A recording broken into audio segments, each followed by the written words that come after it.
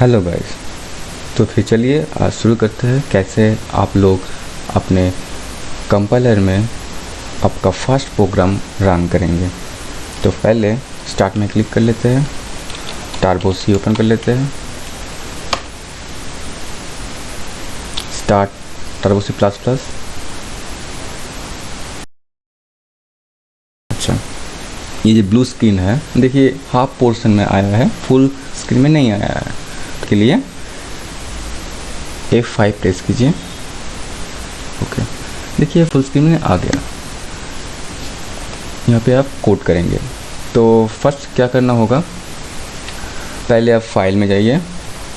File में जाने के लिए आप कीबोर्ड का भी इस्तेमाल कर सकते हैं, माउस का भी इस्तेमाल कर सकते हैं। अगर माउस आपका काम नहीं करता है ड्यूरिंग कंपाइलेशन और एग्जीक्यूशन, तो फिर आप Alt F दबा के भी फाइल को ओपन कर सकते हैं। Using mouse you can click on file, then save option, go to save option. Otherwise if mouse will not work, then press Alt F, then goes to save option, then save. अच्छा, यहाँ पे क्या है, save file as no name 00.cpp। तो हम कर रहे हैं सी फाइल, प्रोग्रामिंग इन सी कर रहे हैं, तो डॉट सी में सेव कर रहे हैं। फाइल नेम दे रहे हैं Y1 नाम दे रहे हैं, जस्ट आपका जैसे भी नाम दे सकते हैं। स्पेस मत डालिए, वर्ड मत डालिए, एक सिंगल वर्ड डालिए, दोनों वर्ड मत डालिए। मतलब Y1 स्पेस करके आप HY लिख दिए, ये ऐसे नहीं होता है, बीच में स्पेस नहीं लेता है, एक सिंगल वर्ड लेता है। अगर आप चाहते हैं जो दोनों वर्ड बीच में गैप रहे तो बीच में एक अंडरस्कोर भी डाल सकते हैं, ऐसे भी कर सकते हैं। Y1 डाल रहे हैं, बस प्रेस ओके। देखिए आपका फाइल सेव हो गया है Y1.c में। नेक्स्ट, प्रोग्राम कैसे स्टार्ट करेंगे आप, प्रोग्राम का स्ट्रक्चर कैसे होता है। प्रोग्राम स्टार्ट होता है मेन फंक्शन से। जैसे हम लोग मैथ में करते हैं ना, f of x मतलब फंक्शन ऑफ x, ऐसे मेन भी एक फंक्शन ही है, ऐसे ओपनिंग क्लोजिंग देना पड़ता है। देन सेकेंड ब्रैकेट ओपन, उसका ब्लॉक स्टार्ट होता है यहाँ से, और जितना आप कोड लिखेंगे उसके अंदर कोड लिख दीजिए, बस सेकेंड ब्रैकेट क्लोज कर दीजिए, बस हो गया यहाँ पर। चलिए, तो मेन फंक्शन क्या है पहले समझना होगा। मेन क्या है, कोई भी प्रोग्राम स्टार्ट होता है तो स्टार्टिंग पॉइंट है मेन। मान लीजिए अब कहीं भी गए हैं तो वहाँ पे तो गेट कीपर रहेगा, ठीक है। तो गेट कीपर से ही आपका एंट्रेंस स्टार्ट होता है, और आप जब ऑफिस से निकलता है तो गेट कीपर से ही आपका फंक्शनैलिटी ख़त्म हो जाता है। तो मेन फंक्शन ऐसे काम नहीं करता, इसके लिए कुछ हेडर फाइल हम लोग को चाहिए। तो हम लोग पहले पढ़ चुके हैं हेडर फाइल क्या है। हेडर फाइल को इंक्लूड करने के लिए हम लोग लिखते हैं यहाँ पे first has include header file name. तो मेन फंक्शन का हेडर फाइल है stdio.h।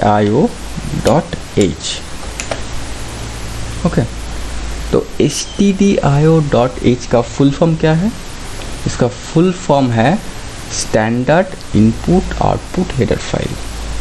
चलिए हम लिख देते हैं यहाँ पे। अच्छा सॉरी, मिस्टेक करते हैं, यहाँ पे इंक्लूड होता है।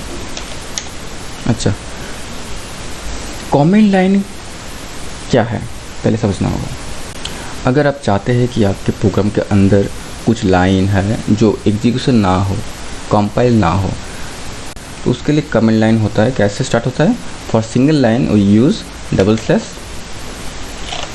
ओके, देखिए आप जो भी लाइन लिख दें यहाँ पे वो हो गया आपका कमेंट लाइन, वो कंपाइल नहीं होगा, इग्नोर कर देगा कंपाइलर उसको, ठीक है। तो मैं यहाँ पे फुल फॉर्म लिख दे रहा हूँ stdio.h का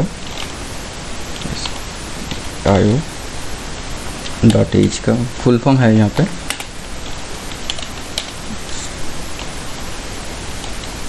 standard input output header file.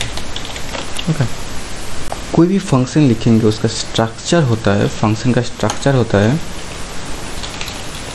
Return type, then function name, then argument.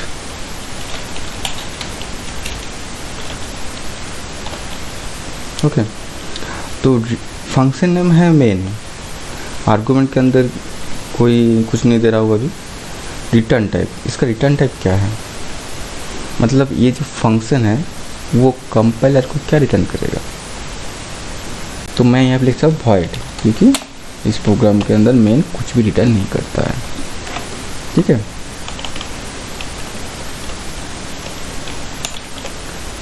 चलिए, तो ये होगा structure of a main function. Then first of all हम सीखेंगे प्रिंट, कोई भी लाइन आउटपुट स्क्रीन में प्रिंट कैसे लाएंगे। तो प्रिंट के लिए फंक्शन है प्रिंटफ फंक्शन, और उसका जो फंक्शनैलिटी है वो ऑलरेडी डिक्लेयर्ड है stdio.h हेडर फाइल के अंदर, सो आपको दोबारा से लिखना नहीं पड़ेगा। काम कैसे करता है, ये जो फंक्शन के ओपनिंग क्लोजिंग ब्रैकेट है इसके अंदर आप कोई भी अगर वर्ड सेंटेंस हो डबल कोटेशन के अंदर लिख दे तो वो आपको आउटपुट स्क्रीन में प्रेजेंट हो जाएगा। क्लियर, चलिए हम देख लेते हैं। प्रिंटफ वेलकम, बस क्या करेंगे, पहले आप फाइल में जाके सेव कर लीजिए पहले, फिर कंपाइल कर लीजिए, कंपाइल में क्लिक कीजिए, देखिए दिखा देगा सक्सेस, मतलब कोई एरर्स नहीं है, वार्निंग नहीं है। ठीक है, कोई भी की दबाइए, ओके, देन रन में क्लिक कीजिए।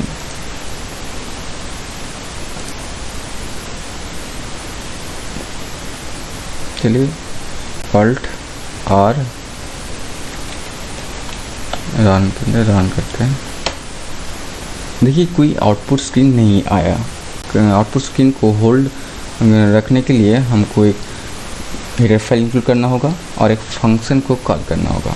क्या है ना, फर्स्ट ऑफ ऑल आप एक हेडर फाइल इंक्लूड कर लीजिए, हैज़ इंक्लूड conio.h।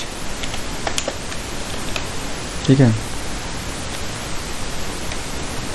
अच्छा ये हो गया सिंगल लाइन कमेंट, और मल्टीपल लाइन्स कमेंट के लिए होता है ये ऐसा स्लैश, देन ये होता है स्टार, और ख़त्म होता है लास्ट में ऐसे। मल्टीपल लाइन लिखना हो गया बस खत्म। conio.h, इसका हेडर फाइल का फुल नेम है console input output header file. करना क्या होगा हम लोगों को, यहाँ पे लिखना होगा गेट सीज get character function opening closing semicolon. Semicolon का मतलब क्या है, मतलब ये लाइन ख़त्म हो गया, ये इंस्ट्रक्शन ख़त्म होगा, मतलब ये स्टेटमेंट यहाँ पे एंड हो जाता है। जैसे हम लोग कुछ लिखते हैं इंग्लिश में तो फुल स्टॉप लगाते हैं, ऐसे ही प्रोग्राम के अंदर सेमीकोलन हम इनपुट करेंगे कोई भी लाइन सेंटेंस ख़त्म होने के बाद, स्टेटमेंट ख़त्म होने के बाद। ओके, चलिए इसको पहले सेव कर लेते हैं, फिर रन करते हैं। देखिए आपका आ गया वेलकम वेलकम वेलकम। अब आप पूछेंगे 3 बार वेलकम क्यों आया, हम तो कोटेशन के अंदर एक ही बार लिखे थे। हाँ, आपने सही कहा, हम लोग लिखे थे एक बार मगर रन किए 3 टाइम्स, इसलिए 3 बार आ गया। मतलब प्रीवियस रिज़ल्ट को भी शो कर रहा है। इस बार हमने जो रन किया वो आया वेलकम लास्ट में, और पहले 2 बार हमने रन किया था वो पहले दोनों वेलकम है। तब आप चाहते हैं कि प्रीवियस आउटपुट आपके आउटपुट स्क्रीन में ना शो करे, तो क्या करेंगे आप? देखिए, पहले इस आउटपुट ब्लैक स्क्रीन से आपको निकलना होगा और कोई भी की आप प्रेस कीजिए, निकल जाएंगे। तो आपको प्रीवियस रिजल्ट को इरेज करने के लिए आपको क्लियर स्क्रीन फंक्शन का यूज़ करना होगा। तो क्लियर स्क्रीन फंक्शन कैसे लिखते हैं? CLRSCR। पहले प्रोग्राम स्टार्ट होगा मेन के अंदर, फिर आप लिख दीजिए उसको, बस सिंपल। देन फिर से फाइल जाके सेव कर लीजिए, फिर रन कर लीजिए। देखिए एक बार ही आया। ओके गाइस,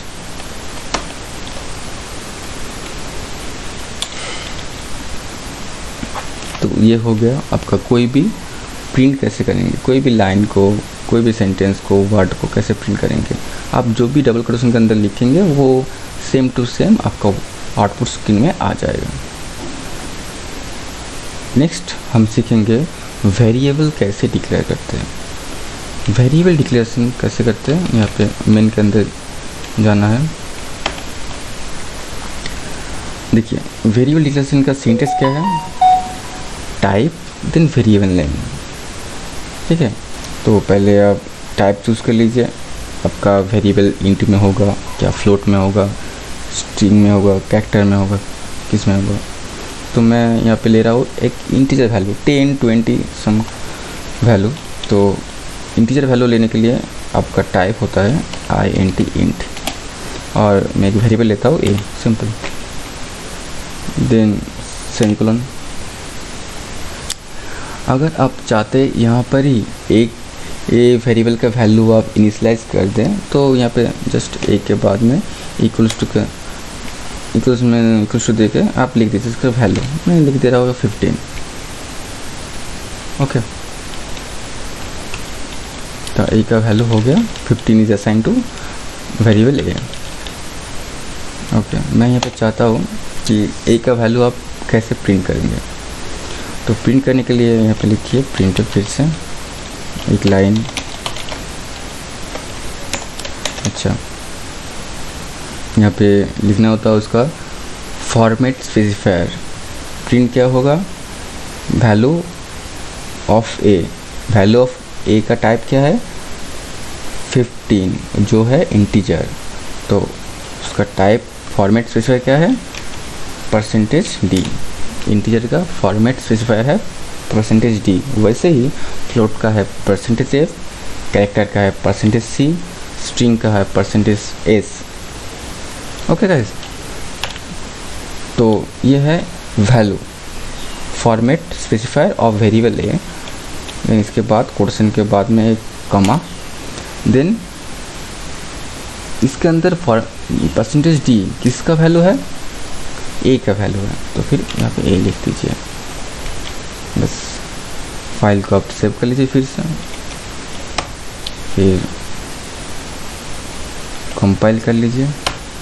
अगर कोई एरर होगा तो आपको शो कर देगा। रन कर लीजिए। देखिए वेलकम 15 आ रहा है पास में। अगर आप चाहते हैं 15 पास में ना आके नेक्स्ट लाइन में आए, तो क्या करना होगा?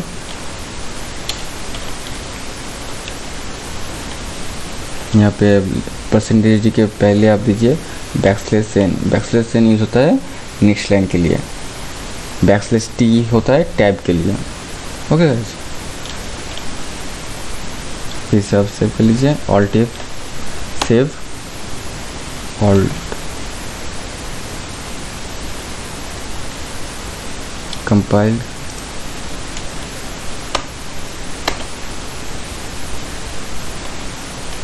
ये रन कर लेते हैं। देखिए नीचे आ गया। ओके, तो ये वैल्यू जो प्रोग्रामर है वो प्रोग्रामर खुद से दे रहा है यहाँ पे। अगर चाहते हैं आप आउटपुट स्क्रीन में यूज़र से आप कुछ वैल्यू लेना, तो कैसे लेना है? तो यहाँ पे आपको पहले डिक्लेरेशन करना होगा वेरिएबल ए, इसको अंदर कोई भी वैल्यू देना नहीं होता है, ये वैल्यू आप यूज़र से लेंगे। तो मैं लिख दे रहा हूँ यहाँ पे यूज़र से पहले लेना है तो यूज़र को बताना होगा जो इनपुट डालिए कुछ ए के अंदर। तो यहाँ पे लिख दे रहा हूँ enter value to simple enter value to A semicolon, बस फर्स्ट ब्रैकेट क्लोज हो गया। तो लाइन आएगा आउटपुट स्क्रीन में जो enter value to A. Okay, अब आपको लेना है कैच करना होता है, यूज़र आपको कुछ वैल्यू देगा और उस वैल्यू को आपको कैच करना है। तो कैसे कैच करेंगे और उसको वेरिएबल ए में कैसे आप इनपुट करेंगे, असाइन करेंगे। तो हम यूज़ करेंगे scanf function, SCANF, opening closing semicolon next. फिर से फॉर्मेट स्पेसिफायर ऑफ वेरिएबल है क्या है %d। ओके, आप किस वेरिएबल के अंदर आप असाइन करेंगे, ए के अंदर। तो फिर ए के अंदर ए का एड्रेस कहाँ पे है, तो इसके लिए लिखना पड़ता है %a। %a का मतलब है address of A. Okay, assign हो गया। के अंदर क्या वैल्यू है तो फिर से लिख दीजिए यहाँ पे। कोई भी लाइन डिस्प्ले करने के लिए आपको प्रिंटफ का इस्तेमाल करना होता है और वैल्यू इनपुट असाइन करने के लिए स्कैनफ का। ये दोनों बात याद रखेंगे थोड़ा। प्रिंटफ %d आप यहाँ पे लिख सकते हैं, कुछ आप हिसाब से लिख सकते हैं। Value of A equals to जो वैल्यू होगा इंटीजर टाइप का होगा, उसके बाद किसका आएगा, कौन सा वेरिएबल का, ए वेरिएबल का। यहाँ पे %a लिखना नहीं पड़ता है, क्योंकि जब आप स्टोर करते हैं तो फिर लिखना पड़ता है %m। यहाँ पे स्टोर होगा %a, मतलब एड्रेस ऑफ ए में स्टोर होता है। अगर जब शो करना होता है तो सिंपल वेरिएबल नेम लिखना पड़ता है। क्लियर, सेव कर लीजिए आप इसको, फिर रन कर लीजिए।